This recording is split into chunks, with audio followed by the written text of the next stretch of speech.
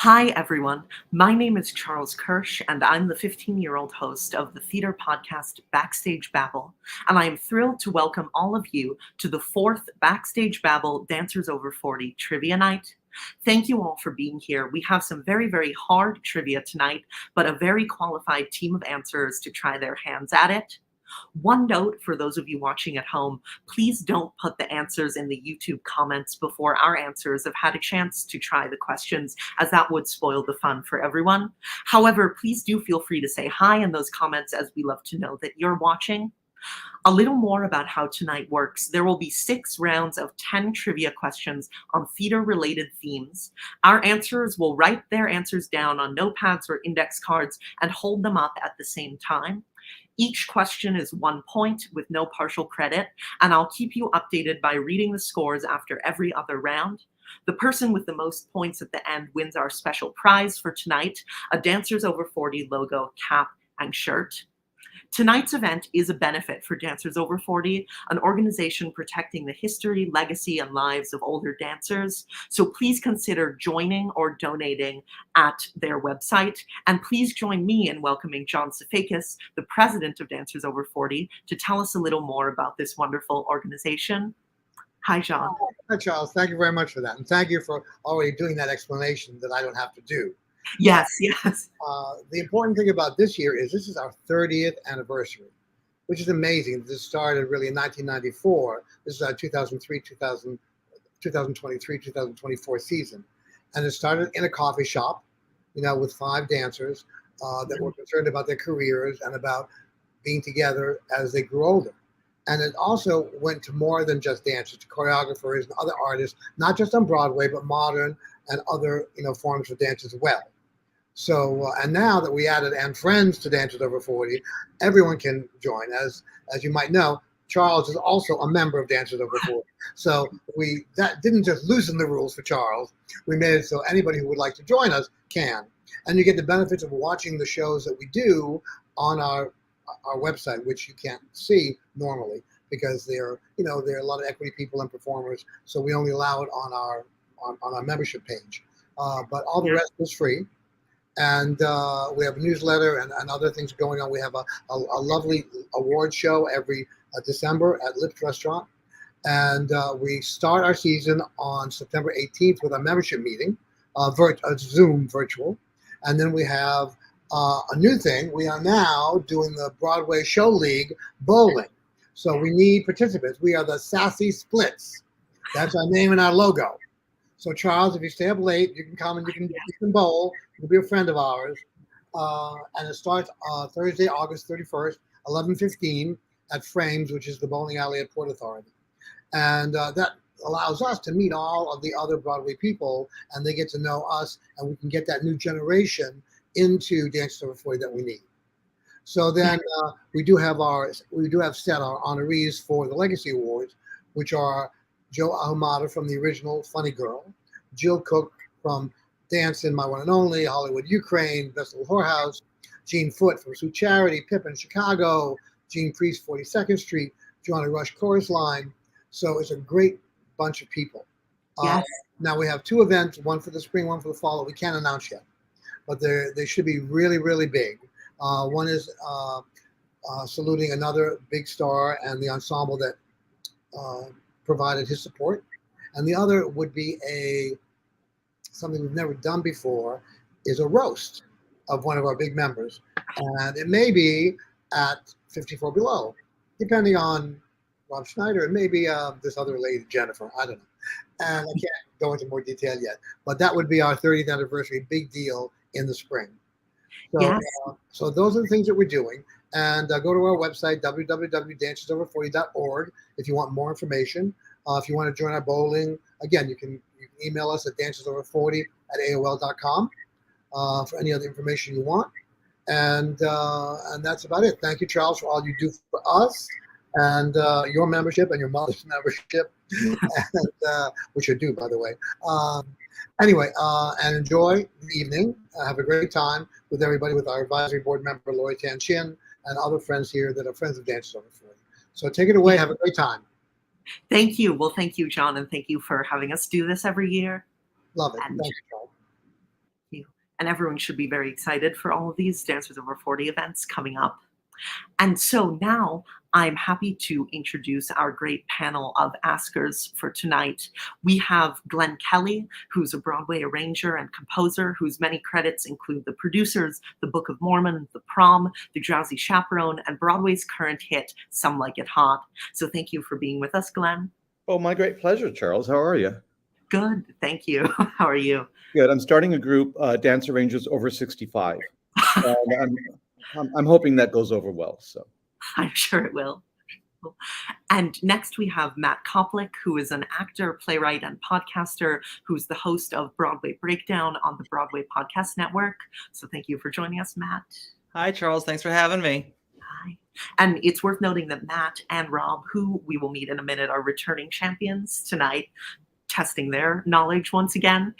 And our next competitor is Michael Lavine, known as Broadway's Music Man, has one of the largest collections of theater sheet music, coaches a lot of Broadway's best, and has played numerous cabarets at 54 Below, The Cutting Room, Green Room 42, and every venue you can think of. So hi, Michael. Thank you. Excited and scared. Next, we have Robbie Rozelle, who's a cabaret director for such stars as Melissa Erico and Kate Baldwin, a graphic designer for Broadway Records, and a cabaret singer in his own right with an album out and many shows across the world. Hi, Robbie. Hi, Charles. Thanks for having me. Thank you. And finally, we have Rob Schneider, who's the artistic director of the J2 Spotlight Musical Theater Company, the host of the podcast Behind the Curtain, Gay Card Revoked, and This Was a Thing, and a programming producer at 54 Below. So hi, Rob. Thank you for doing this. Thanks for having me, Charles. Well, as everyone can see, we have a very stacked lineup of answers, and I'm very eager to see who will win. So let's introduce our first asker for tonight. Our first subject for our first round is She Used to Be Mine, Couples of the Broadway Stage. Here to ask the questions is Tony-winning book writer Robert Horn. Robert Horn is the author of Broadway's corniest show, Shucked, which is currently on at the Nederlander Theater, and has also written the books for Tootsie and 13, among many other credits. So Robert, thank you so much for being here with us. Hey, Charles. Hello, everybody. Hi. So I guess Hey, Robert. So I guess whenever you're ready, we can start with the first question of our trivia. So easy. It's really easy. My knowledge is so much less than yours. Tried to be hard, but okay. Here's our first question. This Broadway broken up couple appeared together in the original production of Andrew Lippa's The Wild Party. The party was in an apartment that we're told was for rent. All of these clues will have little puns in them, so watch out for those. Yeah, my favorite, that's for sure. Yeah. So, all right, let's see on the count of three. Let's say 3, 2, 1. Let's see everyone's answers. Oh, did everyone know? I had no idea. Oh, God, that is who it is. No, I didn't know. So everyone except Glenn. Yes. Hi, Glenn, by the way. How are you? Oh, hi, Robert. How are you, darling? I just missed the first one. Well, I love this because I get to see people that I never get to see. So it's so wonderful. Oh, that's great. That was the right answer. Yeah. Yes. Yay. Yes, Robert. We know it was the right answer. Oh, okay. Okay. All right. Question number 2. I didn't know it was the right answer, but now I do. Question number 2. After their theater careers dwindled, we cut to 1963 when she was on a mad chase around the country for a fortune while he was making people laugh aboard a Navy vessel, a long way from streetcars and strippers. Yes. And so while our answers are answering, Robert, even though it doesn't relate to the question, maybe you can tell us a little bit about Shucked. Shucked is a musical about corn. Shucked is a musical that we've been working on for about 12 years. Finally came to the Nederlander Theater, and it's just a really fun, really sweet musical by these incredible 2 country music artists, Jay McAnally and Birney Clark, directed by the legendary Jack O'Brien. And it's a very sweet story about community and family and about opening your heart to people who are different than you so that you can grow. And we're just having a great time. It's an amazing cast. Alex Newell and Andrew Durand and Caroline Innerbickler, who is now leaving the show, and we're replacing her with somebody wonderful. And it's a good time. Yes, it is a great show. I've seen it, and I'm about to see it again. So congratulations on it. Well, so now I think we can see the answers to that second question. Oh, God. Well done. Yes, nice job, everyone. Ethel Merman, 849. Am I the only one that's not got one? Is it really that sad? No. No, I didn't know any of it, so don't worry. It gets better, we're all told. Okay, question 3. Although their lives were pretty private, this power couple appeared only on stage together once in 1983. Yeah. Let's see. I'll say this was one of the ones that I wouldn't have known, that I didn't know. This was mine. Did I get this? This was mine, right? Yes. We should say the audience. Pretty much all of these rounds are some sort of collaboration between me and who's asking the questions in terms of who wrote them. So I don't know. let's see the answers. I didn't say, that's what I said. I said the same as you. Wow. Oh, I was right? Everyone guessed it. Did anyone see that production? Anyone? I on this? Wow. I was dead. I did see that. He had been drinking a little bit during that production, so yeah. Okay, but it was still fun. That was the fun part. Okay, here's the next question. He may have threatened Han Solo, but she sung a solo as a replacement for Louise in the original production of Gypsy. Ooh. All right, one more Sorry, time. can you repeat that? He may have threatened Han Solo, but she sang a solo as a replacement for Louise in the original production of Gypsy. Yes. This is a Broadway couple. Both, I believe both still around, although both very old by now. Any guesses? So this was Charles's question. I had no clue about this one. Any guesses for this one? Can we hold up our card if we? Yeah, Oh, absolutely. yeah. Yeah, I don't even have a guess. Go ahead. I thought James Earl Jones and somebody, but Same. Yes, correct, Rob. Rob Oh. Schneider. You're not Nice. better than me. I'm a lonely man, Robbie, and search the internet a lot. So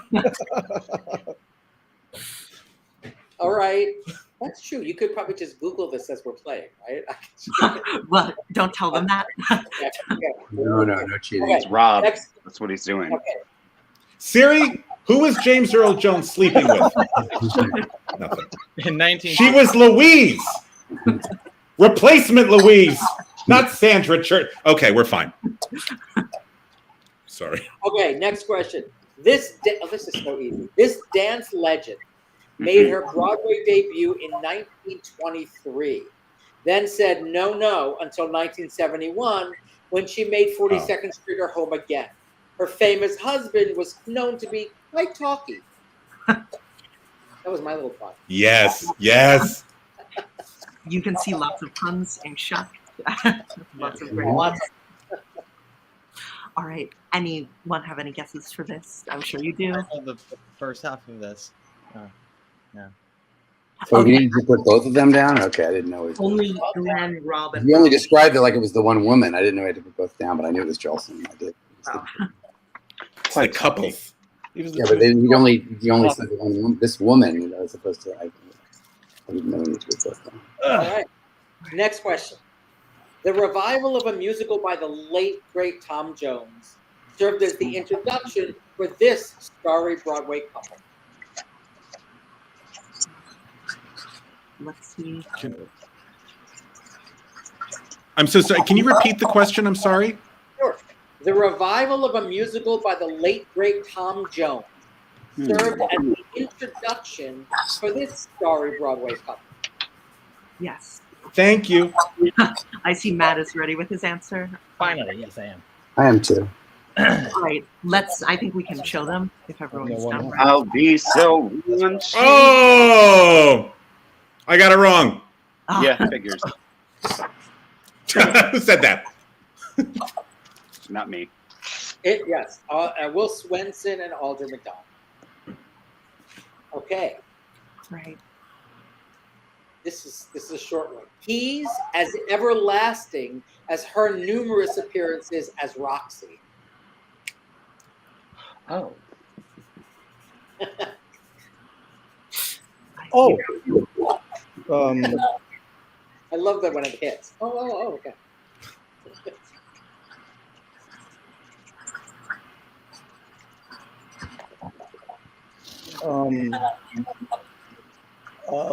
All right. Let's see. I don't know. I just give me a second. I'm trying to remember. Are we doing it? No? Yeah. Okay. Let's Go do ahead. that. no, that's what I said. Yeah. Oh, Nice okay. job. All right, I just guessed. I got Terry right.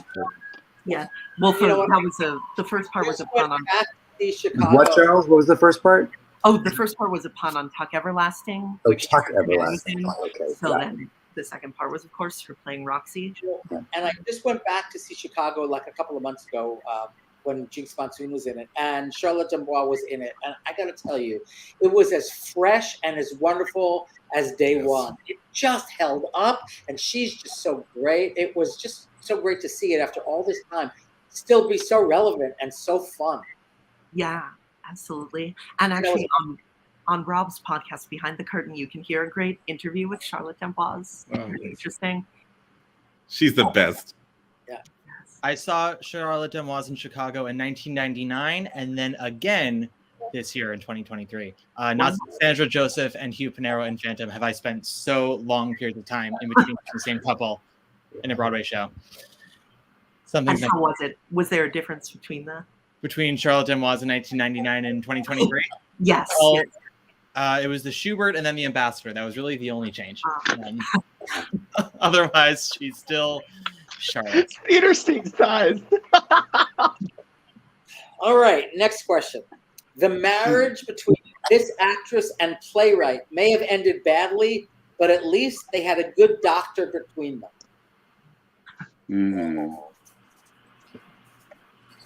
Another one of my favorite playwrights who we can talk about once we reveal the answer. All right, let's show our guesses. Yes, across the board. I love that, Robbie.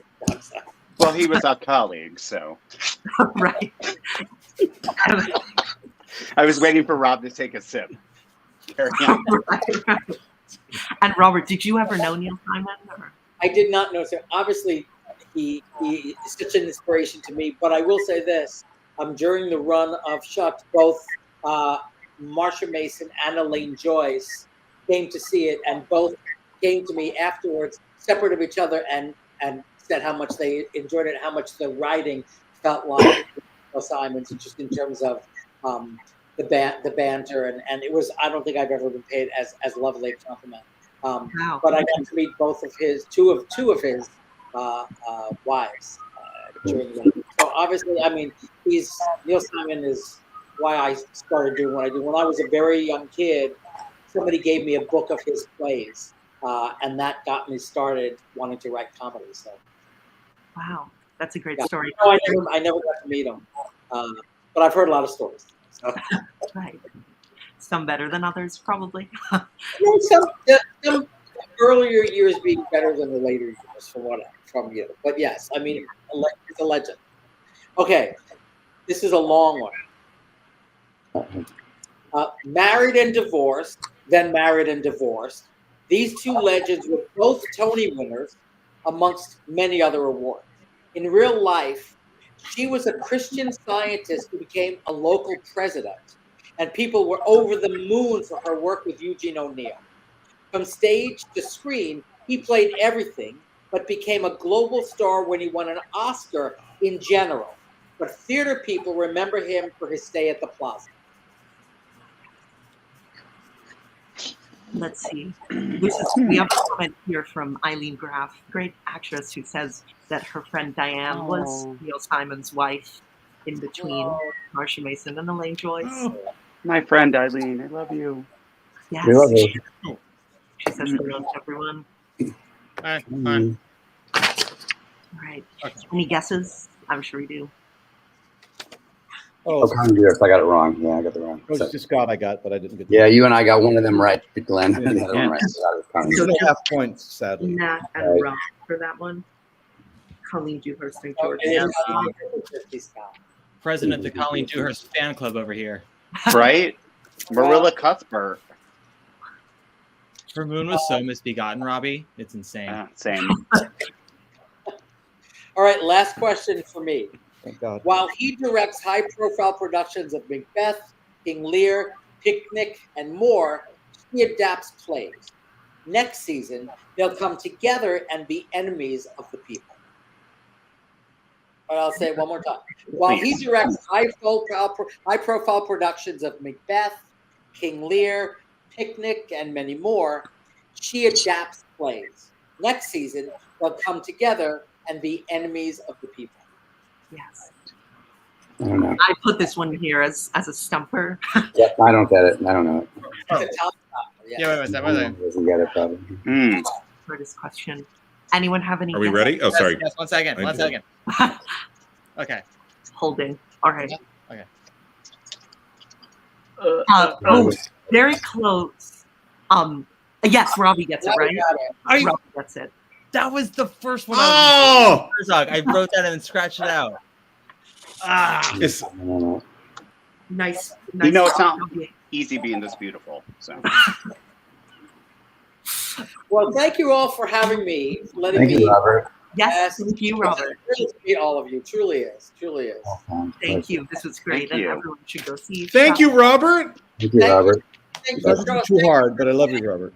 All right.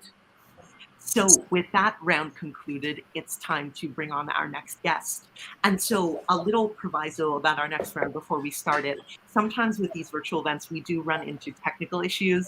And unfortunately, we ran into one today. Our next guest has a little bit of mic trouble. So what we're going to try to do is unmute her to ask the question and then remute while everyone answers it.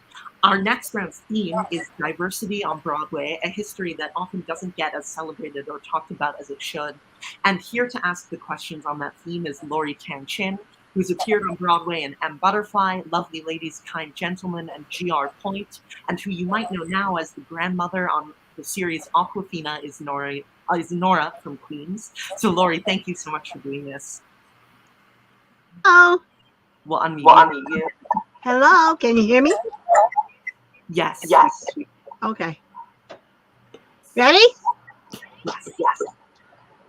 Who originated the role of Ivy Smith, Miss Turnstiles, on Broadway in On the Town 1944? All right. We'll mute Lori while you think of your answer to that. A great actress who I think actually recently passed away, more recently than you might have expected. I listened to that album yesterday, and I can't remember. Any thoughts, any guesses? Bravo, Michael. Yes, correct, Michael. I'm the only one who knew it. Nobody. Oh, and Robbie. Yeah. So we got it. All right. I will unmute Lori for our next question. Who starred in the Sidney Poitier role in the musical version of Lorraine Hansberry's A Raisin in the Sun? And let's mute Lori again. Version of Raisin in the Sun, which I think there was maybe a rumor that was going to be encores at some point, and hopefully that does happen because it would be great to be able to see that. Yeah, Lori did the really tough ones. Yeah, I don't have any guess. Right? All right. Oh, can we? Rob, go. Yes, correct, Rob. Nice job. Any other? No one else knew? All right. So I'm unmuting Lori for our third question. Who started out as a background choral singer, toured as William Warfield's understudy in Porgy and Bess, and sang background vocals in Harry Belafonte's hit song, Day-O.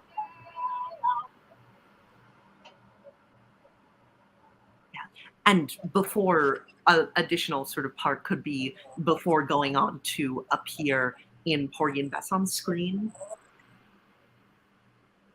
Oh, I think Lori is talking again. Going to appear in the movie To Kill a Mockingbird. Yeah, so he might be best known from in To Kill a Mockingbird on screen. These are awfully hard. Anybody? Oh. They are. They'll. Mind at work. Genius at work. That's Any thoughts? Rob's writing something down, I think. Right, Rob, or no? No. The answer Wait. Because he did Lost in the Stars, I think. Yes, correct. Yeah. Right, Rob.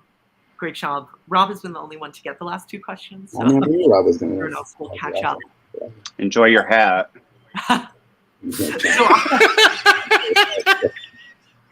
So I'm now. Wait, did Matt get food? Why did Matt get food and we didn't get food? No, I'm not very, very famous. I get perks. Yes. We had food sent over. It was in his contract. So now here's question 4 from Lori.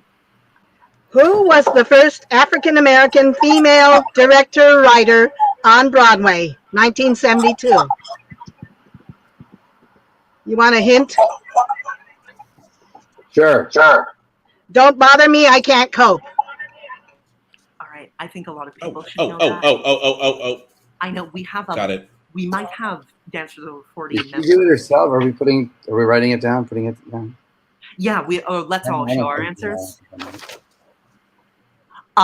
Only Rob gets this one. Yeah, as that's well. what I thought it was Mike Carroll, who is the director. Nick Carroll. Mickey Grant wrote it. Oh, damn it. I know, I thought I was wrong.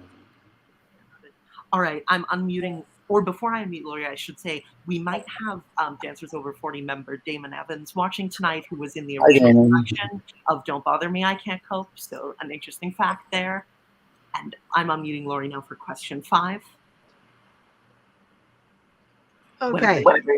What Jurassic Park star was in the singing dancing chorus and understudy to Alvin Lum in the role of Eglamour in Joseph Papp's production of Two Gentlemen of Verona, 1971? Lori's yours are so hard. They are, and I think subsequent rounds might be hard as well, but then it might get a little easier by then. This is where Rob and Robbie pull Jurassic Park? Jurassic Park star, yeah. The actor Okay. went on to be in Jurassic Park and many other things, including some other Broadway shows and movies. This is wrong, but All right. Yeah. Any guesses? I don't know. Yes, Rob gets it correct again. Oh, that's so interesting. Oh, I did? Yes, it was Jeff Goldblum. Oh my God. Nice job. So now I'm unmuting Lori for question number 6. Okay, I just want to say Jeff Goldblum started as a dancer, so that's why he was in the chorus. And he was also, like me, a member of an African-American dance company.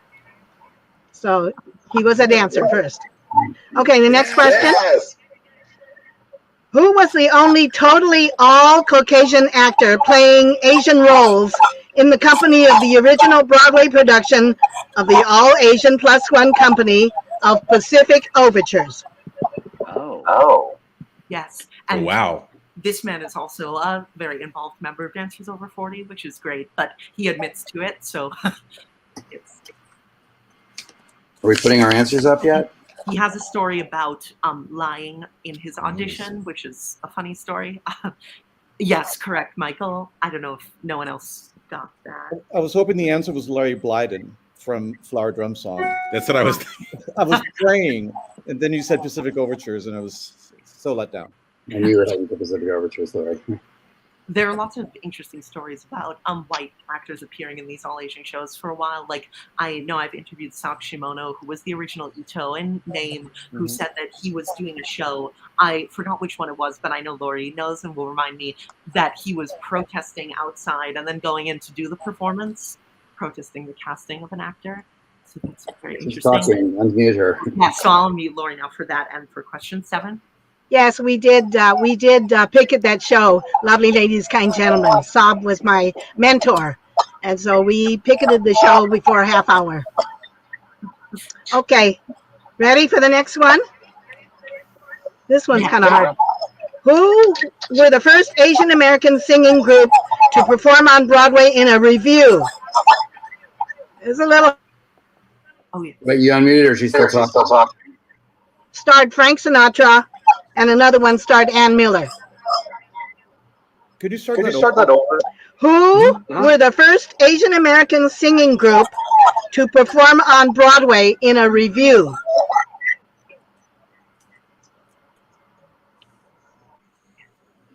To 40s. 1930s to 40s. Yeah.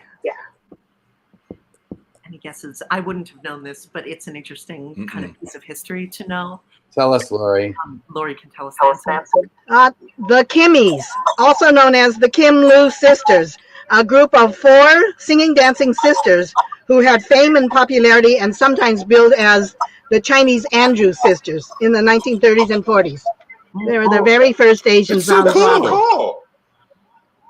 And there's a documentary that their daughter, Leslie Lee, has made about their lives. Wow. So I think we can question it. Okay. At John Lithgow's final performance in the original Broadway company of M. Butterfly, who appeared on stage for one scene, replacing me as the character Shu Fang, a servant who appears on stage to serve tea?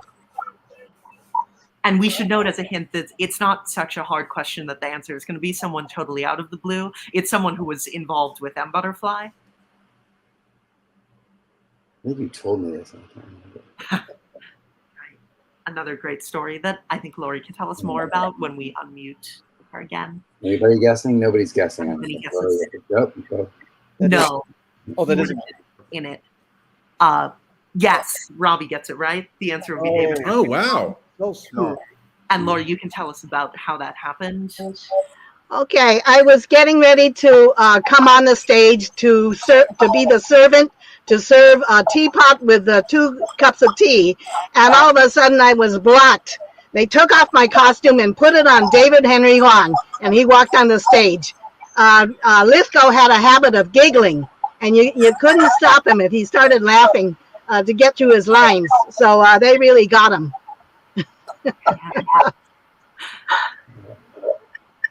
Ready?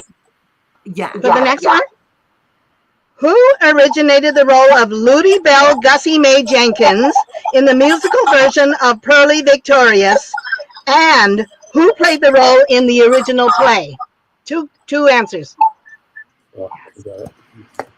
And the play is, I know something they're about to revive on Broadway with, I think, Cara Young, a Tony-nominated actress, in that very role. But who would have played it in the musical and the play? Any ideas? One was half of a famous Broadway couple that we didn't cover last round. Oh, is it Ruby Yes. D? I remember more, but Right. Unfortunately, everyone else only got half, but nice job, Rob. That is the correct answer on both counts. All right, now I'm unmuting Lori for question 10. Okay. Well, I just want to say that Melba Moore just had her star on the Hollywood Walk of Fame on the 10th, just recently. So when she sang that song in Pearly, the musical version of Pearly Victorious, it created such a flood of young singers using that song. So that record store on 48th Street, 49th Street was just bombarded with sheet music. She just created such a big hit. But yeah, that's our girl, Melba Moore. And Ruby D was the one who was the first Ludi Belle in the play. Ready? This is the hard one, I think. What 19-year-old Asian actress debuted on Broadway in the title role in Paul Osborne's 1958 play, based on the novel by Richard Mason, opposite William Shatner? And the play would be The World of Susie Wong. Wait, you gotta unmute her. I got it. Thanks, Charles. That's not helpful, though. Not helpful. Right. Any guesses as to who it might be? No. All right. Well, Lori can tell us the answer. I'm The answer is France Nguyen. Nguyen. The World of Susie Wong. She was 19 years old. And the director, Josh Logan, liked her work so much that she cast her in the film version of South Pacific. She was Liat. So although there was no choreography for that happy talk when she does that whole thing, it's been known every time there's a stage production, when they sing that happy talk, they expect that the Liat uses that. But she went on to play one of the mothers in the Joy Luck Club. And now I think she is a scientist or something. She just kind of left the business and she is a professional scientist. Wow. And that's. Yes. Lori, thank you so much for doing this for us today. We're so glad we could make it work despite the technical issues. Thank you. Thanks. Yeah. All right, so I'm quickly tallying up the score for the end of the first 2 rounds, but you can unmute and talk amongst yourselves as I do this. Yeah. I'm sure I'm down to nothing. You guys, Rob and Robbie. What are you, Robbie? Offer only. I'm not winning. Glenn. I'm not winning, but I'm learning so much, and I think that's more important. Yeah, I'm learning. Yes. I'm learning. Glenn, how's life? What are you working on now? I'm kind of between jobs, as the saying goes. I just finished Some Like It Hot. I might be retired. What? No. I'm old. I'm ancient. No. We getting Social Security. We can't lose you. Please. We can't lose you. Thank you, though. All right. Rob, you have a concert coming up. Yes. I do on Thursday. It's 54 Key Stage Musicals with Mr. Lavine, and we're going to start our concert off with a tribute to Tom Jones. Yes, and I actually also have one coming up on August 28th. It's Backstage Babble celebrates the Tony Awards with Austin Pendleton and Penny Fuller and others, so that will be very fun. So our scores I now have at the end of the first 2 rounds. We have Rob in the lead with 13 points. Followed by Robbie with 10, followed by Michael with 8, followed by Matt with 7, and Glenn with 4. Oh, okay. So that's where we're at right now, going into our 3rd round. So our 3rd round, our next asker will be asking questions on children's musicals on Broadway. And who is more appropriate for this theme than Janine LaManna, who you may know for her iconic performance in the musical Seussical in its original production. She's also starred on Broadway in Ragtime, The Drowsy Chaperone, and Sweet Charity, among others, and off-Broadway in Woman of the Year, which Rob directed. So now we have actor against director here. So Janine, thank you so much. Oh, shit. Hi. Hi, everyone. She's like, I got revenge. Hi, Janine. I'm your child myself, so we chose this topic for me. Hi, guys. So nice to see everybody. Yes. All right, you ready? It's a good You too. It's good. It's going to be good. You ready? Yeah. May I start, Charles? Yes. Okay. In the 1997 revival of the musical Annie, Joanna Pacitti was famously replaced in the title role even after winning the reality show contest to play it. What was the name of the actress who played the role once that revival reached Broadway?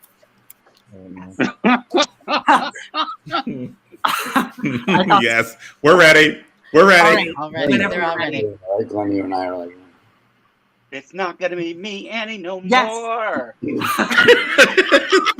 Glenn, you and I are like, pause. And does someone want to What language are they talking? Does someone want to Explain explain what? the whole kind of legend of this Oh, story? God, yeah. Take it, Robbie. Take it. Joanna Pacitti was, she won a contest at Macy's to be Annie. There was Dateline following her, and Barbara Walters, you are going to be the next Annie. I can't do her lisp. It's weird. And then out on the road, she got bronchitis, and so they bumped up the kid playing Molly, Brittany Kissinger. They were like, take the day off, and then fired her. And so suddenly this 7-year-old replaced her, and Joanna went on like the talk show circuits, specifically on Diane Sawyer, where she famously said, "It's not going to be me, Annie, no more." And that you can see that in gay bars across America. History repeats itself at that show because that happened at the good speed. Yeah, Watch out for those Mhm. orphans, Annie. They were coming for your heels. all right. Is there so a we- therapy group for all these women now? It's a Oh, there's documentary a called Life documentary, Is so- Tomorrow, and there are a million camera crews all around for your therapy. all the rejected Uh, Annies. Right. God help Yeah. those actresses. So Okay, ready for the next one? Yeah. Can you Yes. name 2 actors who have portrayed the Cat in the Hat in Seussical on Broadway? And you're naming 2 Just out the- of 3 there. 2 actors that have played the Cat in the Hat.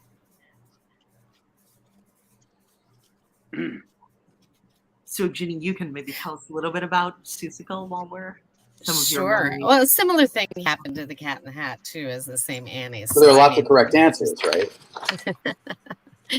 yeah, just don't Right. leave the theater. You never know who could like replace you. There you go. No, oh, okay. Oh, wonderful. with Let me Shiner. see all of this. Yeah. Okay. Oh, When I okay. say Good. You're all right. Yes, You are I mean, Shiner. Yeah. I was right. unclear. I forgot if it was Dave or David Shiner, so I was like, I'm gonna put that in the signing. Do the 2 that I know. I saw them all. I only saw I You saw did? that show 6 times. I was the one. 6 You're welcome. times? Yeah. I didn't have Wow. disposable Janine got income health at that time, insurance Robbie, so because I I only saw kept it the seeing once. Seussical. You and Rosie O'Donnell saw it like 50 times. somebody Yeah, had to. she was a big fan. Somebody. I mean, it was packed. The houses were packed every night. I will tell you that every time another star went into the show, there was a lot of press, and it was so exciting, especially Rosie because she was such a fan of the show. But when Aaron Carter went into the show as JoJo, he brought such a wealth of teenage fans to the theater that during his entrance, we could not hear the orchestra anymore. wow. So we've got David Holzenberg giving us the downbeat, because we were lost, all the things you can think. We didn't know where we were. We couldn't hear the orchestra. There was so much screaming. It was like being at a Taylor Swift concert. So it was crazy. Amazing.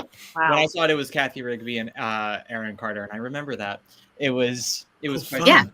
Well, I'd wanted to see Seussical for months at that point, and no one would take me. And when Aaron Carter went into the show, I looked at my entire family with the wrath of Elaine Stritch, and I said, "If you don't take me to this now, I will never forgive any of you."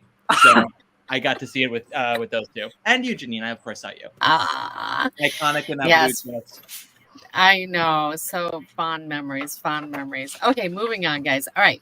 Although he starred as the titular role only in the movie version of Beauty and the Beast, this actor has made several Broadway appearances, including The Rothschilds and The Pirates of Penzance. Who is he?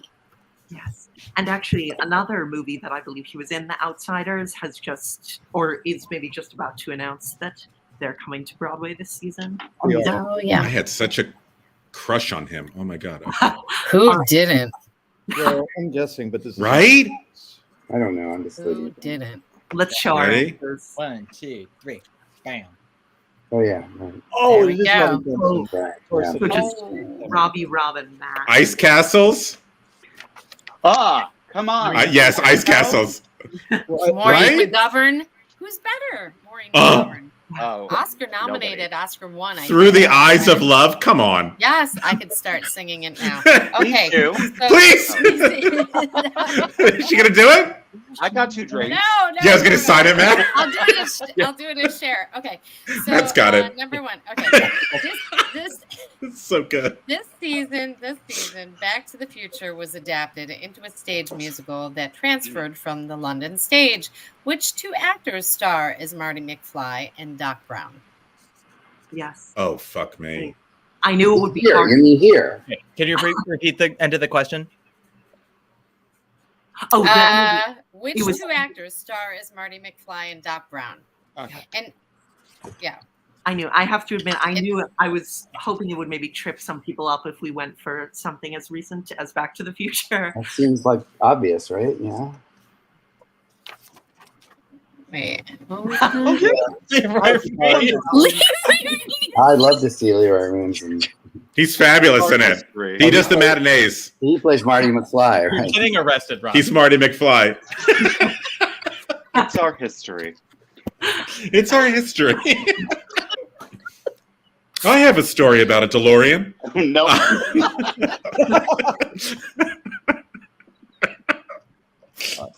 Okay, everyone moving It on. involves me and Grover Dale. Yeah, go ahead. Sorry. Keep it PC. Keep it PC, people. Okay, Harry Potter and the Cursed Child won the award for the best play in 2019. Who penned the play based on J.K. Rowling's book? So, who wrote the adaptation for the Broadway show? Yes. I remember that being one of the most surprising Tony years to me, that won Best Play. I was totally not expecting that. What were you expecting, dear? I actually don't. No, I want to know, Mary Charles. and What the did you King, think was going to win? perhaps? Oh, well, now I'm trying to remember what the other things were that year, but just generally, I wasn't thinking they would go for something that was more of a spectacle like that. I kind of forgot that it did win Best Play, actually. Yeah. Yeah. Americans won't ever let you forget that it won Best Play. You know it now, Okay. I guess. 'Cause I don't know. Right. Okay, let's see your answers. Let's see it. Yes. Stop. And Okay, Matt and Robbie so- got it. Yeah. Justice for Grover Dale, Rob. Jesus. I mean, that's one I want to If you see. write queer YA fiction about Grover Dale in high school, were you that person? That was me. Actually based off of your In book. high school, he's doing it now. oh, okay. He and Peter Felicia are writing together. Stop it. There is a child on this Zoom, everybody.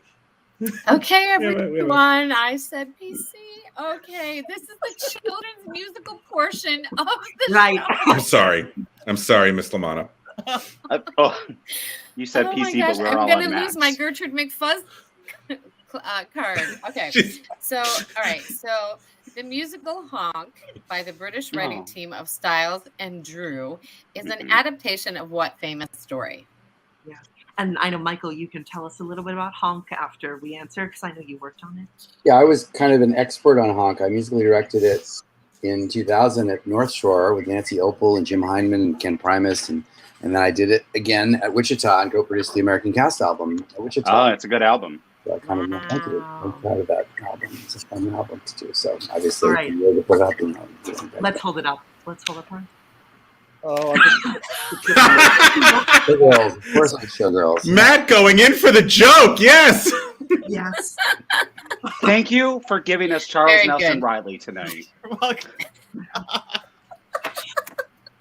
Where's your Charles Nelson Okay. Riley hat, Robbie? It's in the Oh, other room. gosh. Sorry. I was thinking more Paulin, but I'll take it. How dare you? Michael I'm the Paulin. center square. All right. Okay. Finding Neverland told the story Hmm. of the life of J.M. Barrie, the author of Peter Pan.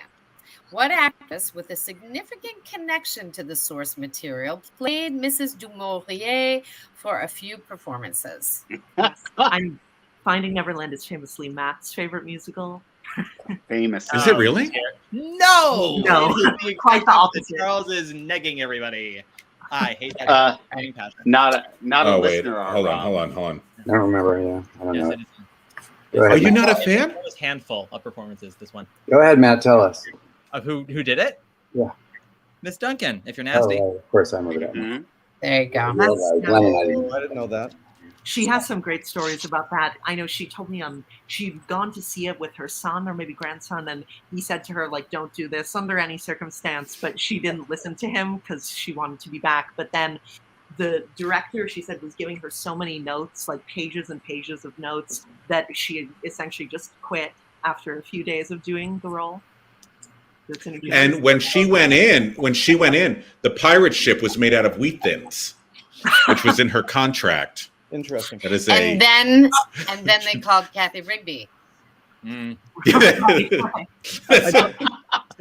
Weirdly. Diane Paul is to blame for Sandy Duncan not coming back to Broadway longer. That's a reason we have to hate Diane Paul, is what you're saying? Cool. Wow. Yes, that's what I'm hearing. That's what I'm hearing. That's all I'm hearing. I know how Sunday Duncan feels right now, actually. No. But please continue. Okay. Next question. How many? I'm moving along, gentlemen. How many girls shared the role of Matilda in the original production? How many boys played Billy Elliot? So, how many girls played Matilda? How many boys played Billy Elliot? I'm wrong. I'm guessing two numbers. Charles, at one time, you know the original cast, Yes, right? yes. At one time. Okay. Janine, can I ask you a stupid question? Are we supposed to add up the two numbers, or you're talking about? No, I think you can listen It's a separately. fraction. It's a fraction. Okay, it's a fraction. Yeah. Daisy It's a and Violet fraction. right next to each other. Come on. Yeah. Thank you. No. I feel seen. All right. All right. Oh. All right, Oh. Robbie and Matt and Glenn. So Glenn, Matt, and Robbie have that correct. It was 4 Matildas and 3 Billy Elliot. This is also the ideal age for Victor Garber in my brain, right here, 43. Oh. That's the Victor Garber I like. I'll tell you a story later about him and Kate Baldwin. That's very funny. Oh, well, you can tell it now. He's sexy. Oh, That's a hot Want take. to tell it now, Robbie? Victor Garber is sexy, hot take.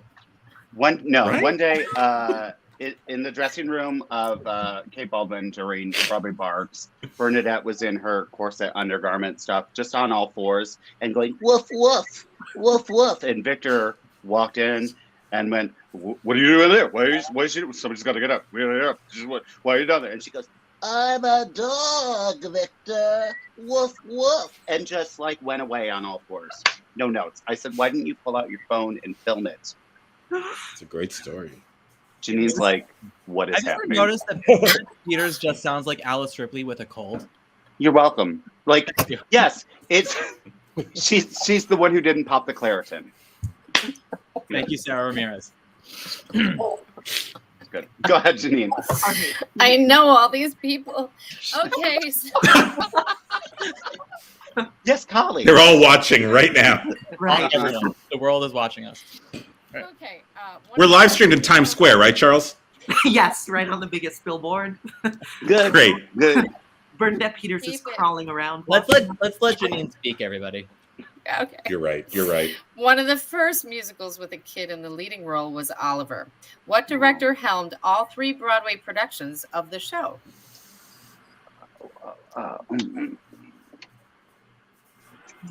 What director was alive for all 3 incarnations to do all 3 incarnations of Oliver? Ooh, this is not right. And were they long? Were they stretched out like over They a were, period of time? Well, it was were like one 25 was- years. Matt knows. I don't know. Matt, what do you? I really don't know. Right? Yeah. Oh, yes. Robbie and, Oh. Robbie and Matt. Oh, Michael, was that what you said? I didn't have it. I have Peter Oh, Hunt. okay. Who got it? Who got it? Robbie and Matt got it. Robbie and Matt got it? The productions were one was the year after the first one, so that almost doesn't really count as the revival, and then the other one was in the 80s, and it had How old was he? Later, yeah. I don't know, but He that was one had 900. that one had He was over 40. Let's say that. right. You like the designs? Nothing wrong. He Nothing wrong with fired dancers over the 40. first Oliver for the revival on the first day of rehearsal, supposedly. That's what Lavine says. Wow. Is that true? Wow. That's what she said. Listen, it's her book, so take it with a grain of salt because it's a Taylor Swift album. But she says that on the first day of rehearsal, he fired the Oliver, and she was like, Jesus Christ, I'm next. Wow. Do you know who that boy was? It was Brian Kissinger, Brittany Kissinger's brother. And she said, I will take revenge for my brother. I'll take it. I shall have vengeance. Janine. Okay, next. In the original production of The Wiz, Stephanie Mills starred as Dorothy. What was her one other non-solo Broadway credit, which starred Shirley Jones? Oh. What was her one other non-solo Broadway credit? Right. It's fitting. I didn't realize that today would be the day that they announced the Dorothy for this revival of The Wiz. Yeah. But it makes it fit that much better. And the other fun fact about that revival of Oliver is, of course, that Ron Moody was playing Fagin again, in addition to the same director. And the same set. Oh, Yeah, right. in that same direction. Yeah. Same keys too. Patty wasn't pleased with that either. Oh wow. Patty displeased? So weird. Say, is it a Broadway show? Patty LaPone is pleased. Janine knows her. Let's shut up. I know her. I mean, she's my oh, Italian sister. I can't say anything bad. Right. All right. Let's see the answers. Maggie Flynn. All right, I didn't get it. I Maggie didn't Flynn. remember that. Nice job. Wow. All right, that was it. I mean, All sure, right. it has to be Broadway credits. Oh, Thank you, Janine! No, Thank Janine, you so can't much. Yay, Janine. This was a great round. Thank you. Good. You all did great. Yes. Glad to know you. Thanks, like Janine. these musicals. Yes. All right. Thank Yes. you. All right. Bye, Janine. Bye, guys. You're back. Yes, right. All right. Our next round, the theme is the musicals of William Finn. And to ask the questions, we have one of his primary collaborators, the great Michael Rupert. Michael Rupert, of course, originated the role of Marvin in March of the Falsettos and Falsetto Land off-Broadway, as well as Falsettos on Broadway, and appeared in William Finn's Elegies. And his many other credits include Tony-nominated performances in The Happy Time and Sweet Charity, for which he won. So, Michael, thank you so much for being here. Let me just bring him on.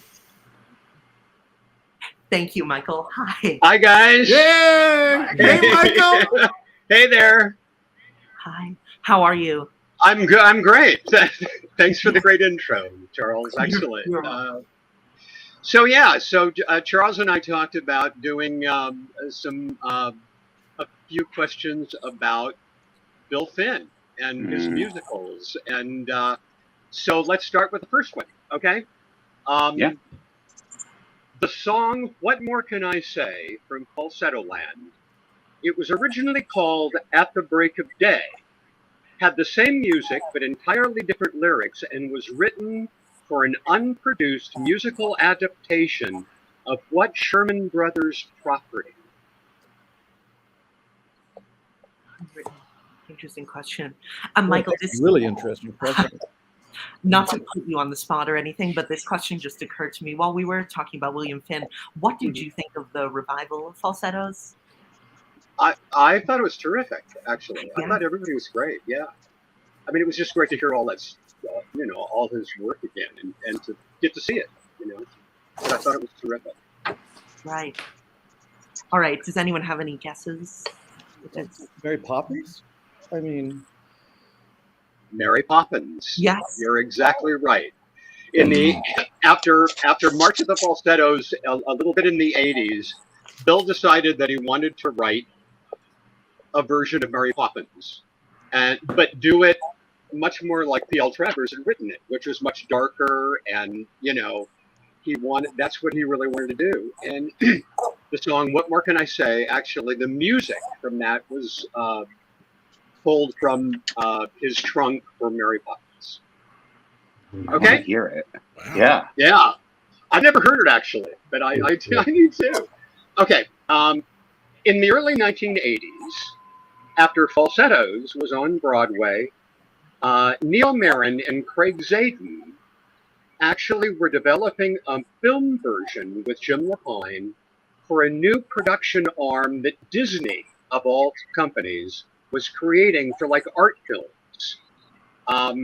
I was actually going to play Marvin in this movie. Who was going to be cast as Wizard? That's right. And in the how long 80s? did this movie get? In the early 90s, in the 90s. Right after Falsettos was on Broadway. And how far did this movie get before it?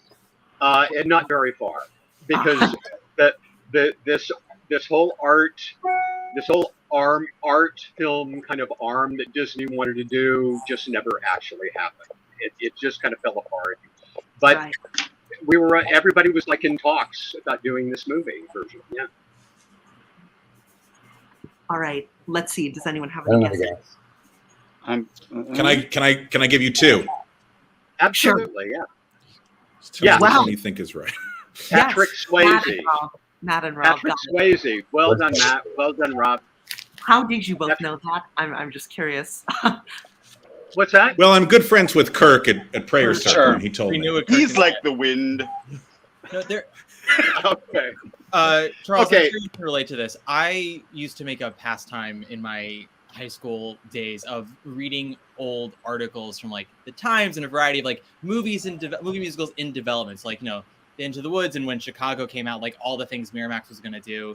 So it was just in one of the many, many articles I remember reading of being like, okay, I guess that's a bingo card, Patrick Swayze and falsettos. Right. Totally. And Charles, Pat and I were up for the role at the same time, and I used to see him in the waiting room a lot. So that's what happened there. Exactly. Okay, here's the next question, guys. I had in Legally Blonde, the musical, I worked with an actress who she played the role of Chutney in the musical. She made her Broadway debut in Spelling Bee as an understudy for Olive Ostrovsky, Marcy Park, and Loghain Schwartzen Jr. Who was this actor? Who was the actor's name? She's a friend of mine. Actress and writer, Michael. She's also a writer. You're right. Absolutely. You're right. Like I might be missing an A in this name, but the answer is correct. Just letting you know. Liking her name, completely not going to know. She's a friend of mine. I can't I think don't of her know, name, guys. and I I'm know who sorry. it Right, is. of course. Yes. Yes. But you're Yeah. right there. Matt Robbie, excellent. Yeah. Kate Weatherhead. Yep. Submissions Only is a masterpiece. Everybody should get into it. Oh, yeah. Okay, here's the next one, guys. What Tony nominee for a late 60s musical, The Fig Leaves Are Falling, played Gordon Schwinn's mother in the first workshop at the Public Theater of A New Brain? Yes. It's interesting, all the actresses who have done that role. I know Penn What? Miller did it as well later on. And I'm Yeah. gonna I had no idea about this. Me neither, but I'm guessing. right. Can I get that? Can I get a recording of that? Is she All right. is she a Tony-winning actress? She went on to win a Tony in one of the Okay. biggest shows of the 70s. Yep. There's another. Yep. Yep. Who is it? Oh, I should have Dorothy guessed. Loud. Yeah. Dorothy Loudon. Nice Absolutely. job. Yeah, You we did pajamas. in about 1997. We actually did the first workshop of A New Brain. I actually played Gordon, Wow. and Dorothy Loudon played Mom, and Greg Edelman played Roger, and the musical director and vocal arranger was Jason Robert Brown. It was at the Public Theater, not Lincoln Center, and it was really fun. We had a great time, and Dorothy was bloody amazing. She was just great. Michael, do you have that in your archive? Are you going to pull that out and throw it on Instagram one day? Yeah. Yeah, you better. Yeah, it's very possible. I'll have to talk to Will and see what he can come up with. I want to say one Dorothy Loudon thing before we move on. Yeah. Go. I don't know if anybody knows this. If you read either Not Since Carrie or Second Act Trouble, both books about major flops, Dorothy Loudon played the Shelley Winters role, the mom, in the musical version of Lolita, My Love. And if you read both books, they claim to realize the problem was audiences were so in love with Dorothy Loudon that when she died at the end of Act 1, audiences didn't care about Act 2, and that's why the musical didn't work. And when you read it, you're like, sure, that's why it didn't work, not because they're trying to make Lolita a musical. That's Dorothy Loudon. Actually, Dorothy's very first show, The Fig Leaves Are Falling, on Broadway in 1969. I auditioned for that show when I was in the Happy Time, when I was a kid. Wow. I was like 16 years old. And I just remember it was one of those, even as a 16-year-old, I thought that was really one of the worst auditions I have ever given ever in my life. I was so bad. I don't know why. And I think Gene Sachs was directing it. And poor Gene was like so kind to this terrible actor. I don't know why. Anyway, that's just a bad audition. You gave it to David Cassidy instead. Yes, exactly. It was David Cassidy. Okay, next question. The original title of March of the Falsettos was The Pettiness of ... What form of prejudice? And Michael, were you working on it when this was the title, or? What do you say? No. I'm confused by the question. Can you repeat the question, Michael? I'm sorry. I sure can. The original title of March of the Falsettos was here's the title: The Pettiness of ... What form of prejudice? Oh, okay. Right. So I the see. pettiness of something. Got it? Does anyone have any guesses? No, yes. No guesses. I don't know. No. All right. Oh, Yes. Yes. Very What does it good. say? Robbie got it. Misogyny. What is it? Sorry. What did it say, Robbie? Misogyny. How did you Misogyny. Oh, misogyny. Yes. The original March of the Falsettos actually had 3 titles before March. No, it had 2 other titles before March of the Falsettos. The first one was The Pettiness of Misogyny, and Jim Lavine told William Finn, "I'm not going to direct a show called The Pettiness of Misogyny." And then Bill Finn said, "Well, what about 4 Jews in a room bitching?" And James Lavine said, "I'm not going to direct a show called 4 Jews in a room bitching." And then he came up with March of the Falsettos. Anyway, that's it. wow. Wow. Okay, next question. William Finn, along with Jim Lavine, they were working on a musical based on a book in the early 90s. The workshop, it never got beyond workshop, but the workshop starred Tony Award winner Jared Emmett. What was the musical? Right. Rob is nodding his head. Yes. Yes. Finally, I got Yes. one. And Rob, What was the musical? Ready? Muscle. Yes. Oh, Great. Michael, Robbie, Rob, all 3 you got it. Excellent. Yeah. And it's Yes. it's worth noting too that Lawrence Loritz, who's another board member, I believe, of Dancers Over 40, actually did the choreography for some of those workshops of Muscle. Oh, really? Yeah. Yeah. Oh, that's and who great. else wrote a score to a show called Muscle? Sondheim. Steve. Yeah. That's right. I Starring my forgot that. beloved Michael. Michael Hayden. I have it. Yeah. You can sing it to all That's to you. right. If you come over, Okay. Michael, I'll sing it to you. Okay. Here's a question about elegies. Bill Finn's Elegies, a song cycle. Elegies went through several different versions of us just in the rehearsal room at Lincoln Center, where Bill would just throw we each would try out what songs worked best on this. You know what I mean? Because it was a song cycle. And what actress who appeared in that show and in 2 Broadway shows this past season was When the Earth Stopped Turning, specifically originally written for, but she didn't perform it in the show? Right. Well, so while people are writing, Michael, maybe you can tell us a little bit more about elegies or how it happened or anything like that. Elegies, well, I don't know. It just kind of happened. We all got together in this room. Bill had written all of these songs about people passing, about and it kind of in honor of them, you know, he wanted to express what he felt about them, and what they had meant to him in his life.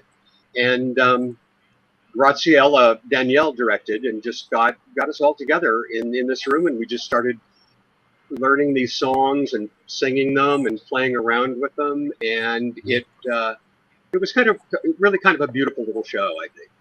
Yeah. So everybody got answers? Yes. Mm-hmm. Yeah, Matt, Robbie, Yes. Rob, All right. Michael, everybody. Carolee Carmelo, yeah. Bill had originally written that song for Carolee, but Christian Borle ended up singing it in the show, if I'm not mistaken. Isn't that Carolee right? sings it. Carolee sings it on the Infinite Joy live album. Yes, she does. She does. Absolutely. Yes. Okay. William Finn wrote the songs for what animated movie that featured the voices of Elijah Wood, Jennifer Love Hewitt, Peter Gallagher, and Jon Stewart? Animated movie. No. It looks like Robbie is writing. Looks like I know. I know Robbie too much writing? about William Finn, y'all. That's written. No idea. No Any idea. movie All that right. Jennifer Love Hewitt Answers? in it? Answers? Yeah. Hunchback 2? Nope. Brave little. The Brave Little Toaster. Nope. No. He did, though. Oh, What did he was write it? that? Yeah, but that's fine. Well, maybe He that's did another. though. He wrote. It was the not. music- He wrote the music for the Adventures of Tom Thumb and Thumbelina. Wow. Do you know if Yeah. that's available anywhere? I don't. I really don't know. Do would you know, make Robbie? sense. Is that is? It's got to be available someplace. It's not streaming anywhere, but there's also two Thumbelinas because there's the one that Barry Manilow wrote with Carol Channing and Barbara Oh Cook. yeah, yeah. You're And right. Jodie You're right. Benson, Yeah. Robbie. Yeah. Don't you dare forget to mention Jodie Benson. Who? No, Carol Channing as singing "Mary the Mole." That's my shit. All right. Charo Okay. too. Charo's in it. Okay, here we go. Question number 9. Chip Zines, Steve Bogardus, and I have all played Marvin at one point. What show did Steven play Marvin in?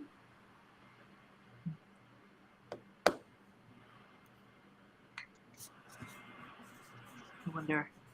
Any guesses for this one? Just a guess. Just a guess. Guesses? All right. Ready? Hold it up. Okay, no, Matt's still working.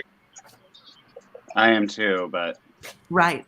Mm, Michael? Robbie? Robbie, well done. Oh yes, and Glenn. Well done. yay! Hey. They did a production of In Trousers off Broadway in 1985 Oh, I saw it. at the Promenade Theater on the Upper West Side, and Steve Bogardus played Marvin. I remember that. Did they ask you to do it first, or No. how did that go? Ah. Yeah, it's interesting. Going back to A New Brain, I really wanted to play Gordon Schwinn in A New Brain because I'd done the workshop, and Andre Bishop, when they moved over to Lincoln Center, Andre Bishop said Rupert can't play. It'll look like another Marvin musical, because I had done the falsettos thing. So, okay, here's the last one, guys. The number March of the Falsettos in March of the Falsettos at Playwrights Horizons when we first did it was actually choreographed by the show's orchestrator. Can you name them? Yes. I'm sure at least I know Michael and Glenn should be able to. They both come from the music side of things. But I didn't know this though. That's interesting. Ready to go? All right. Everybody got it. Michael Across the Starobin. board. Yeah. It was a very funny thing again. And Robbie, you mentioned something about, like how crazy could it have been putting March of the Falsettos together. Yeah. We literally got to this song, March of the Falsettos, and Jim Lapine said to all of us just in the room, like, okay, what the hell are we going to do with this? And Michael Starobin started playing the music, and then he got our rehearsal pianist to come and sit at the piano, and Michael Starobin started marching around the room and doing these crazy kind of stupid moves and marches. And he actually ended up choreographing the number March of the Falsettos in March of the Falsettos. Wow. Yeah, I love it. That's incredible. He's a great guy and a hell of an orchestrator, Mhm. Yes. Yes, but first he was a dancer. Yes, he was. Anyway, that's it, guys. Thank you. All right. Thank you so much. Thank you, Michael. Thank you, Michael. We love Pleasure, you. pleasure. Thank you. What great stories, too. So while I tally up the scores from these last 2 rounds, I'd be curious to know with all of you, did any of you ever know or meet William Finn? Oh yeah, I have, yeah. Yeah. a couple of times. Lovely guy. I love his musicals so much. Oh my God, they're so great. When Yeah. my school used to have, or I'm sure they still do it, every year the theater department would give an award to some person in the theater community, and they would get to come up for basically a free trip to Boston and see the spring musical. And my junior year, it was given to William Finn, and so he came and saw our production of Man of La Mancha and got to see my Sancho Panza. So that is my claim to fame. How cool is that? Yeah, it was quite nice, and he said some nice things to me, which I've learned since then is a rarity from William Finn. Yes. And then he did a master after that. So wait, Matt, you grew up in Boston? No, I grew up in New York, but I went to college in Boston. I went to Emerson. Got it. And Glenn, where'd you grow up? Norwalk, California. You know the next to Long Beach, next to Downey, 605 freeway goes right through there. It's an astonishing. Oh yes, I'm currently in Thousand Oaks, California. Well, that's great. Yeah. Thank you, thank you, Glenn. Sweetie, you're doing That's great. just great. Right. Well, that's great. All right. So I have our score for the last 2 rounds. Trying to keep the ball in the air, folks. Sorry, Charles. So I have got the scores for the last 2 rounds. These are just to note, this isn't the first 4. This is just the most recent 2 put together. So for the most recent 2, we have Robbie leading with 18. Then we have Matt with 17. Then we have Rob with 11. Then we have Glenn with 7 and Michael with 7 for these last 2 rounds. So going into the next 2 rounds, our final 2, which are exciting. So our next theme for our next round is Broadway choreographers of the 21st century, tying back into Dancers Over 40.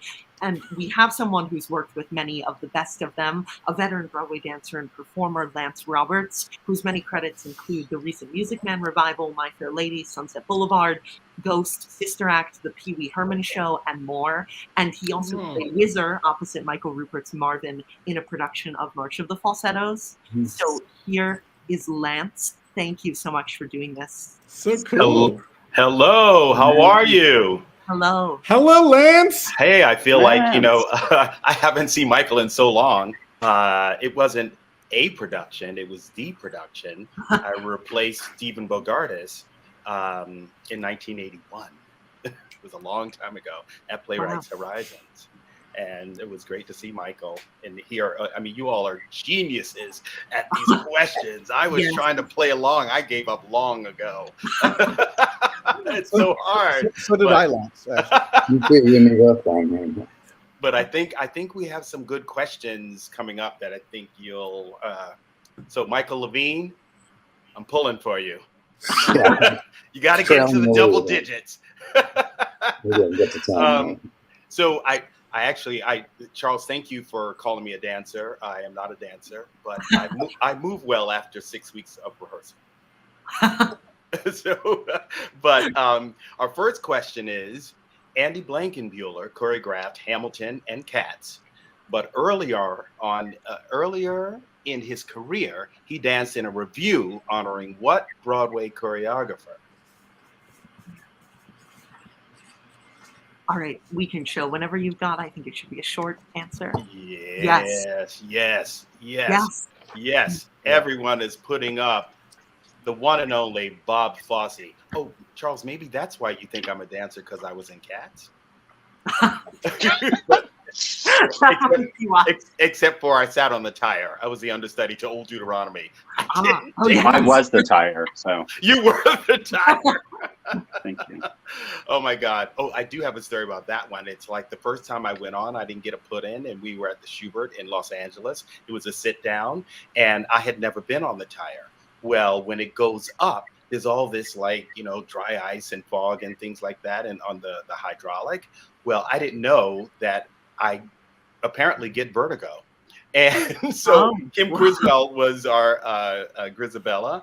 And so as I'm trying to go up past the Russell Hotel and send her off to the Heaviside layer, I wouldn't let her go. And she had to look at me and says, Lance, I gotta go now. Because I was afraid. I was like, oh my God, I'm gonna die here at the Schubert. It was crazy. But we actually we have another longtime Old Deuteronomy watching, Jay Aubrey Jones. Who says hey hi. Jay! Jay's here. I know Jay. Oh my God! Oh, it used to be so much fun to come back to the mothership when Cats was at the Winter Garden, and I would see Jay there. It was so exciting. Oh my goodness! And he lived on my mother's street. I'm from New York, and she lives on the Upper East Side, and so did Jay. So it was great seeing him. All right, now this next question: what major Broadway star did Warren Carlyle direct in their solo show and choreograph in their most recent Broadway role in a show that I think I also appeared in? Major Broadway star. Yes. Okay, this is easy. Major. Major.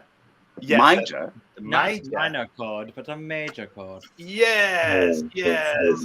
Yes. Oh, and it is Hugh Jackman. All right, so moving on. Camille A. Brown has been Tony nominated twice for Best Choreography for plays. Can you name either or both of the plays she received those accolades for? You'll get it. Plays. Sure can, Lance. Hmm? I said I sure can. I love Camille. Yeah, you'll get just for scoring purposes, you'll get 2 points if you name both, and 1 if you name just one. Sounds beautiful to me, Charles. Okay. All right. And All right. Rob gets 1. Matt gets 2. and I was still writing, anyone but else? it's Oh. Okay. Yeah. for Yeah. Colored Girls and Choir Boy. And Choir Robbie Boy. gets Yes, Oh. the answers are for Colored Girls and Choir Boy, that's sort of amazing because she also does musicals as well. Now, this next question: before becoming a choreographer in his own right, who did Dennis Jones assist on Legally Blonde and other shows? Well, so while people are answering, Lance, I was wondering if you could tell us a little about the Music Man and Warren Carlyle and what that was like. Well, it was phenomenal. It was great. Coming back after the pandemic and being in a musical that made people that happy was probably one of the greatest gifts that I've ever received as an actor. I mean, we do as performers in all the arts, whether we're, behind the scenes or whatever, there is a lot of gifts that you get, but to go out there and actually, I saw the way people were looking at us, especially during the bows, that I will never forget that as long as I live. Because they were thirsty. They were hungry just to be happy and to be, when we get into that box in that room in the dark and we all decide to have this experience together, I could truly, truly feel them more than any other show that I've been in. And it was just, you were talking about, Janine was talking about Aaron Carter. Every night when Hugh Jackman came out, it was just like we just had to hold, it could easily be a minute. And I think it's been on YouTube. There's times when it was almost 3 minutes. We have to, they would be so excited to see him. And so were we. Right. That meant we were in a hit show, and these things are hard to come by. So it was really thrilling. All right. So our last question was, before becoming a choreographer in his own right, who did Dennis Jones assist? And it is Jerry Mitchell, full out. How could I not Mitchell. remember his name? Oh, God. That sort of brought in, because of course, Michael Rupert was in Legally Blonde on Broadway. As the Victor Garber role, bringing it full circle, everybody. Yes, exactly. And Lori Tan Chinn and I were in Jerry Mitchell's show, Halftime, or sometimes called Gotta Dance, where we played dancers over 60. But I just want to tell you people, I was a ringer. Okay, I'm just telling you. All right. Okay. I was a ringer then. I'm no longer a ringer. I qualify. All right. This year's Tony winner for Best Choreography made their choreographic debut in 2005, working with Mike Nichols on a musical that was just announced for a revival. Can you name the choreographer and the show? So it's, I know. Wait, the show that he won for? So this year's Oh, Tony that he made his debut. winner, right? Yeah. But name the choreographer who made his debut in 2005, working with Mike Nichols on a musical that was just Glenn Kelly. Right. You gotta know. Glenn, you got me my house seat for Chicago. Okay, let's see those answers. Ooh, we got Casey Nicola and Spamalot. And what was that, Michael, that you had? Oh, there, Casey and Spamalot. All right. Oh, we're supposed to put the show too. I'm sorry. Yes, Beautiful. and I am available for it. And you're offer only. Lancelot is open, Robbie. We're just saying. Yeah, right here. I'm sure, Leslie will let you do the matinees, Robbie. I feel like he's watching. Okay, so now jukebox musicals have gained prominence on Broadway in the 21st century and are often noted for their excellent choreography. Which choreographer counts among his credits Mamma Mia and Tina? Oh. Yes. You can tell us about this choreographer, Lance, after we know his last name. Say the answer. Yeah. Wait, hon. I have his last name down. 1 second. I need to. Okay. All right. Are you sure you have his last name spelled? I sure do. I know exactly how to spell his last name. His last name enough? And what are the answers? Yeah. Yeah. His last name is Van Lost. His lost name, yes. And Lance, you worked with him on Sister Act? I sure did. He was fantastic. It was so interesting because a lot of the Sister Act choreography, it felt like band choreography because, there was lots of marching and all these patterns. And I found out that's what he did when he was younger. He choreographed bands and cheer squads before he started working on the West End. Wow. And it was very interesting to see that style. All right, so our next question. Bill T. Jones directed, choreographed, and wrote the book for and conceived what popular Broadway review in 2009? Bill T. Jones. I guess. You might not. I will say I hadn't thought of this show as being associated with him. I guess I just didn't know. So you'll probably know the show. You just might not know that it's his project. Yes. Bela. What did you have, Michael? I had It Ain't Nothing But the Blues. I was just thinking that's good close. Yeah. Good one. But the correct answer is Fela. Here's another question about my buddy, Christopher Wheeldon. He won the Best Choreography Award for his ballets in what adaptation of a musical movie? Is this about the dances that he choreographed for New York City Ballet? No.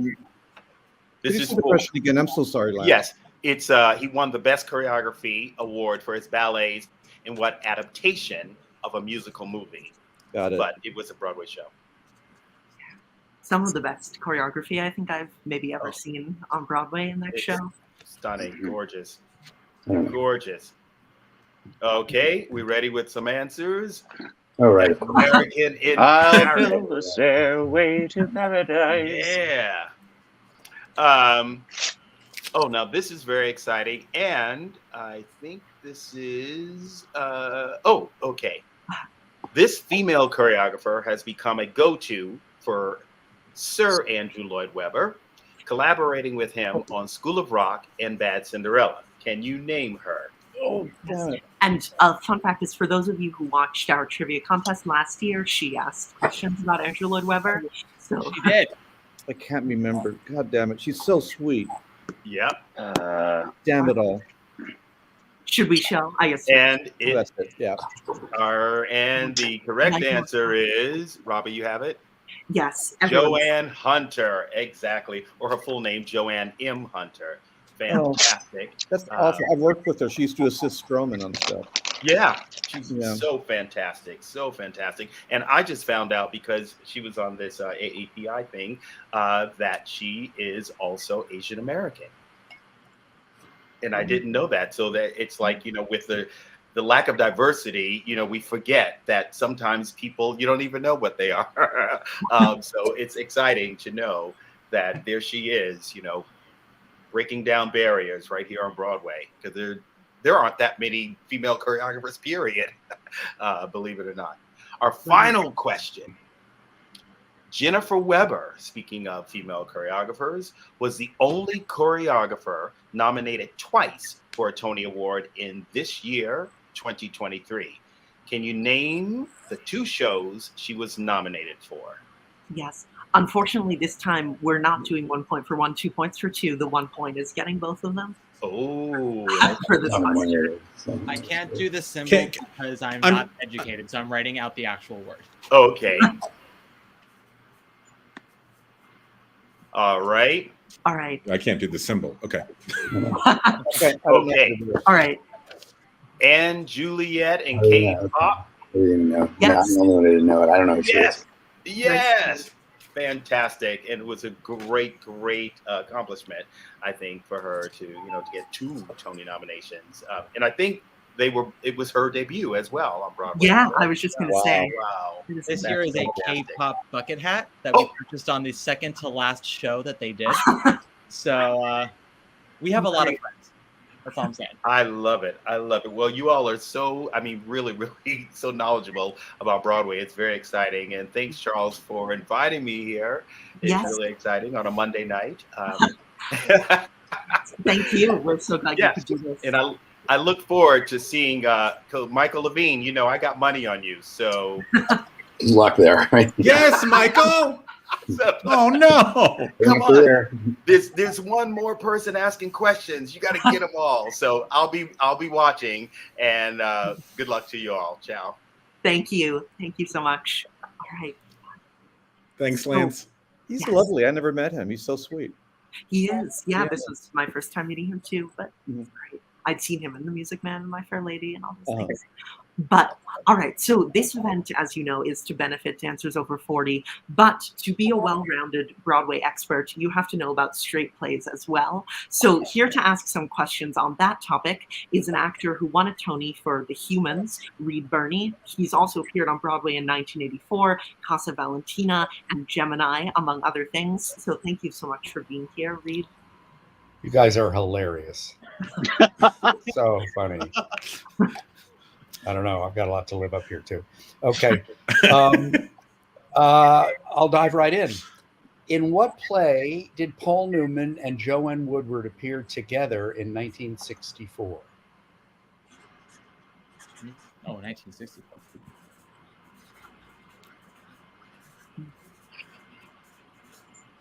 Any guesses? Yeah. No. Okay, Matt's got one. This isn't right, but it's the only thing I can think of. No. They met on Picnic. Yeah. Yes. There you go. Robbie got it. Is it? What is it? Really? Baby Want a Kiss. Baby Wants a Kiss? Baby Want a Kiss. What is that? That's not a play, Robbie. You just wrote words, and Reed said yes, and this isn't real.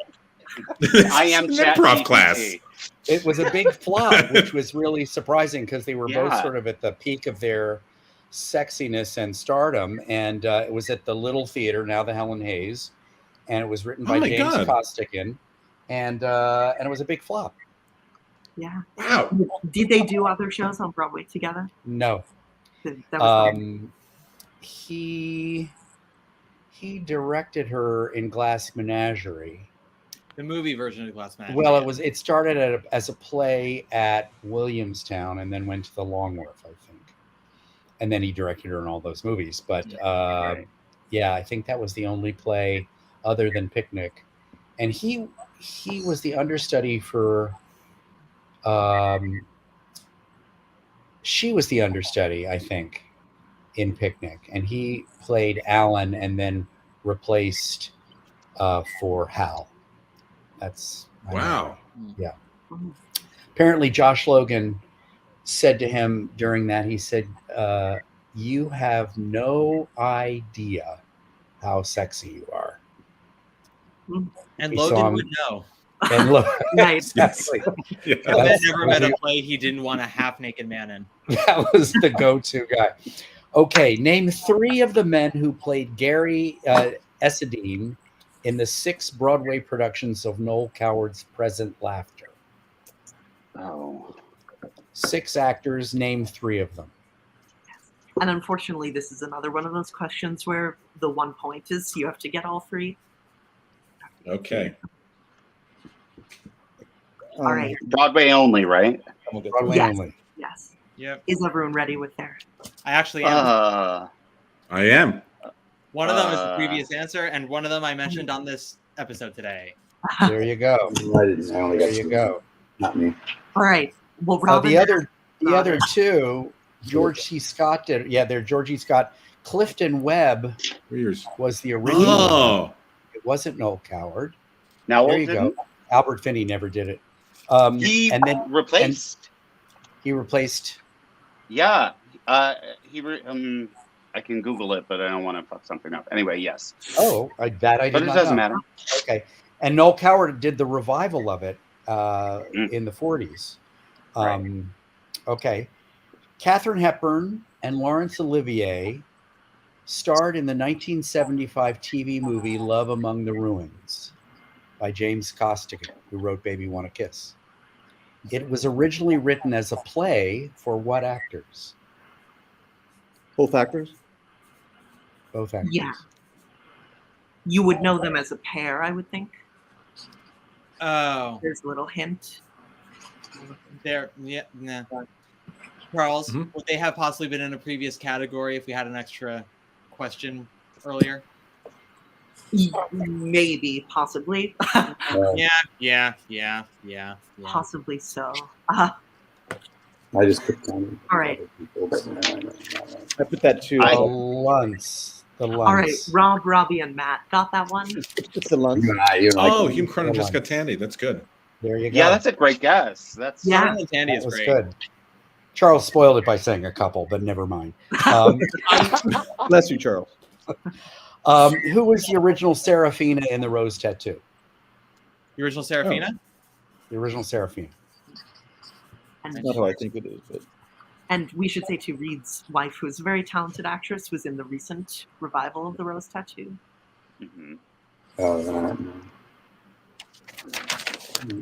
yeah, I know this is wrong, but Anna Magnani did the movie. Right. It was written for Anna Magnani, and then she couldn't do it. I don't know why. She didn't want to do it. She was too insecure with English to do the play. I bet that's right. Yeah. Oh. So all right. So Mo got to take over, and I guess was pretty good. Name 3 of the 5 theaters torn down to make way for the Marriott Marquis. Oh my God. Oh God.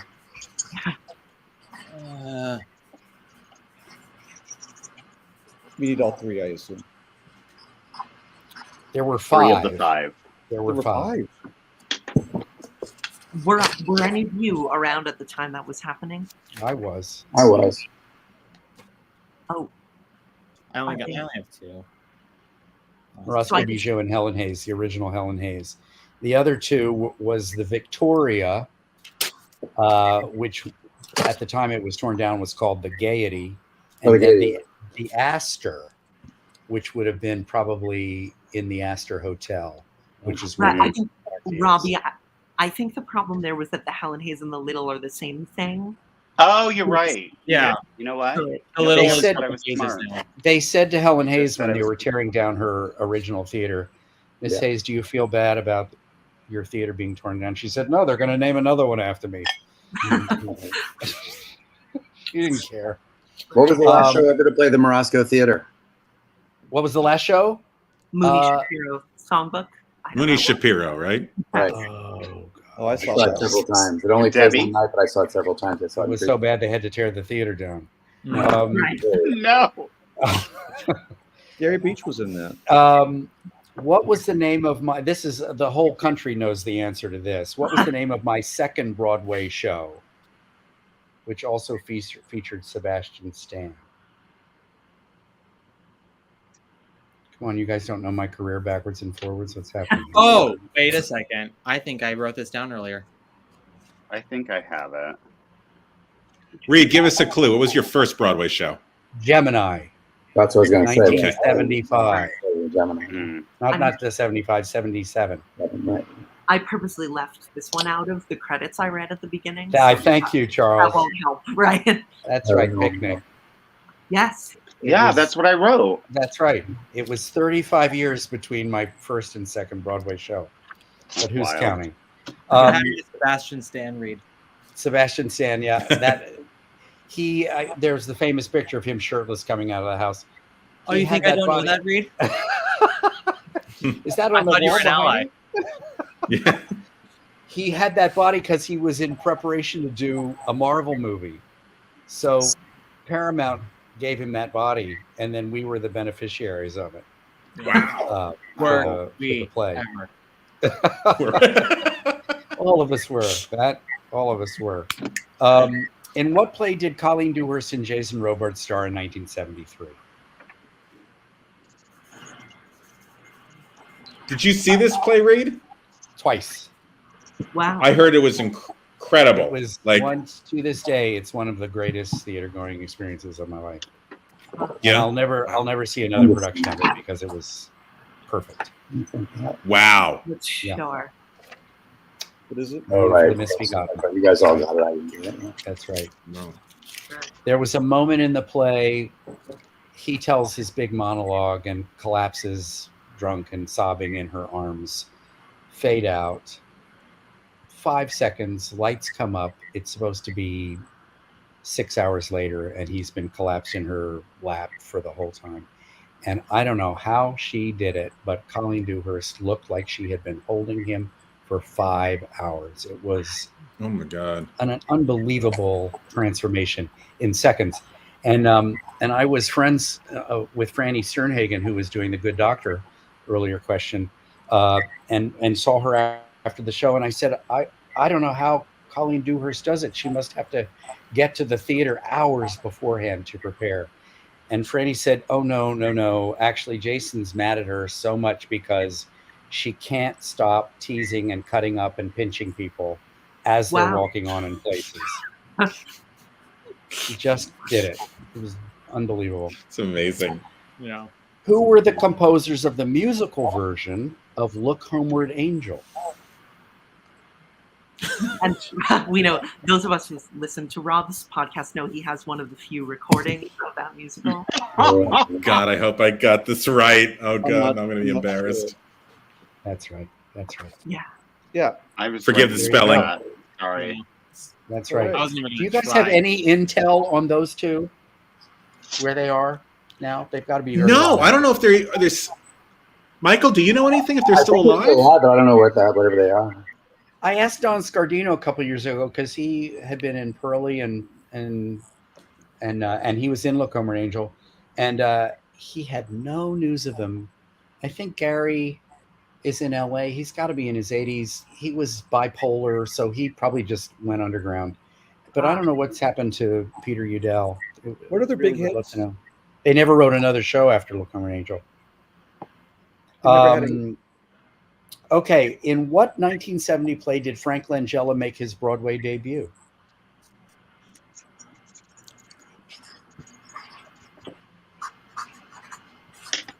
Did you ever work with Frank Langella? I never have, but we've gotten to be pretty friendly since we won Tony's the same night, and we've gotten very friendly since then. I get it. I did. You're right. She's still right. Okay. Does anyone have a guess? Seascape. Oh, Seascape. Right. Yeah. Oh well. Dracula was the end of the 70s, I think, right? 78. Yeah. Okay. All right. This is easy, you guys. You'll get this. Who played Lenny Bruce in the original production of Lenny? And this is our final question for the night. It's I important. don't remember. I don't have it. There you go. There you go. I didn't know it. There you go. Yes. Pretty good, guys. Yes, great job. All right, so, Thanks, Reed. yes, thank you. I tried to it's gonna- stump you, but I couldn't. I couldn't do it. Well, it's going to take me a little bit of time to add up everyone's scores. So maybe while I'm doing that, Reed can talk a little bit about Picnic or The Humans or your next play that you're about to do. Or I'm about to start a new Donald Margulies play at Shakespeare and Company in Lenox, Massachusetts.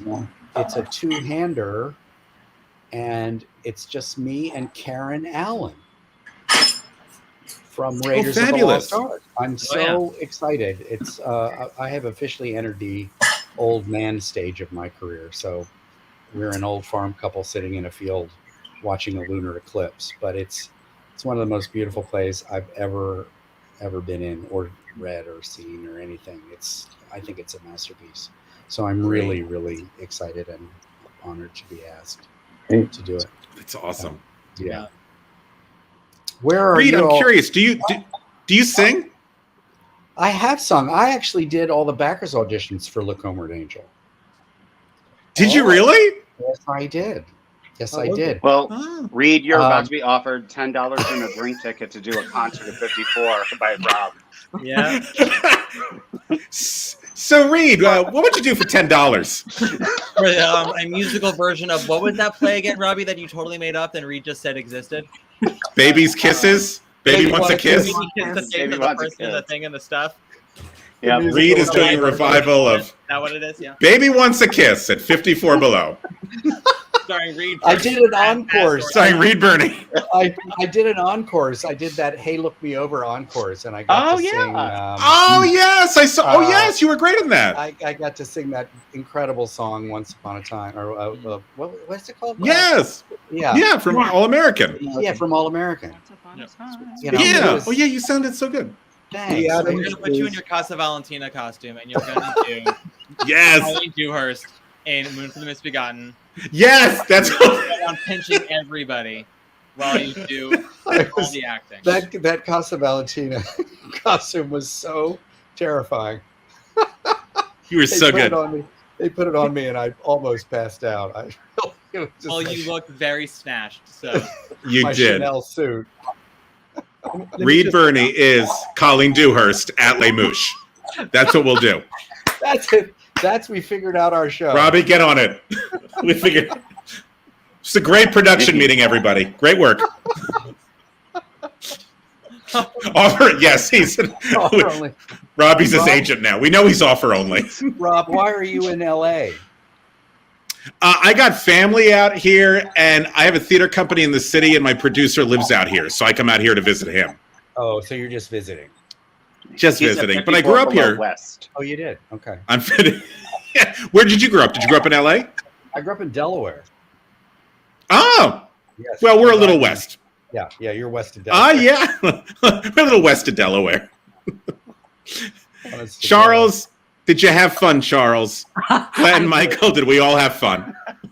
I had fun. What are we plugging? All right. Let's go around the room. We know about Les Mouches with Reed. I feel like Joe Franklin. Robbie Rozelle. I'm sorry, Charles. You got it. Sorry. All right. I do have the final scores for us, so I'll read them last to first. So shit. we have Glenn with 21. Then we have Michael. Yay! Then we have Michael with 22.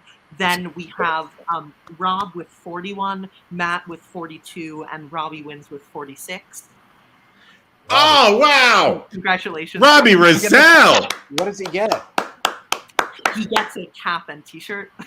Yes, it's over 40. He gets an offer. That's what he gets. I am. He gets both of them? Yes, I think so. Last time I was on this, I got a cap only. Oh, they got a cap. For it, Charles. Listen. I have to stick with my K-pop bucket hat. Drinks on me, y'all. This is some bull right here. I'll see you all at characters. Robbie. Grizzly pear. Yes. Robbie, you want to make a speech or anything? Congratulations. Thank you. Stream my album on Spotify because I would like to get guacamole on my Chipotle. Yes. Yeah, you understand. Our Melrose American teen princess herself. Robbie. Yeah. Oh. Yes. Okay. Well, thank you so much, Reed, and thank you to all of you and everyone who watched. Yes. Great. Have a great night, everyone. Thank you. Thank you. Thank you. Thanks, Charles.